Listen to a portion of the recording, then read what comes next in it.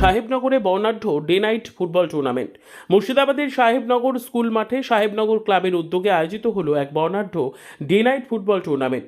৮ দলকে নিয়ে আয়োজিত এই প্রতিযোগিতা ঘিরে গোটা এলাকায় যেন ফুটে উঠল ক্রীড়া উন্মাদনার রং। মাঠে হাজারো দর্শকের উপস্থিতি, প্রতিটি গোল আর রোমাঞ্চকর মুহূর্তে দর্শক আসনে করতালির ঝড়, সব মিলিয়ে ছিল উৎসব মুখর পরিবেশ।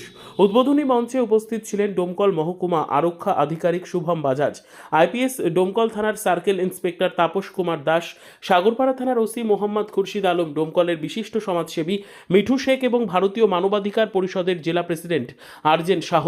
এছাড়াও এলাকার বহু খেলা প্রেমিক বিশিষ্টজন এই অনুষ্ঠানে উপস্থিত ছিলেন।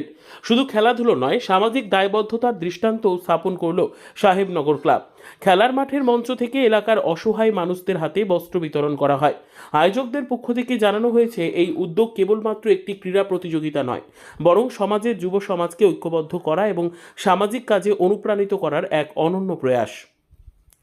একদিকে খেলায় উত্তেজনা, অন্যদিকে সমাজসেবার বার্তা, সব মিলিয়ে সাহেবনগরের ডে নাইট ফুটবল টুর্নামেন্ট হয়ে উঠল সত্যিকারের উৎসবের মঞ্চ। এডিপি বাংলা, খবরের দুনিয়ায় সবার আগে।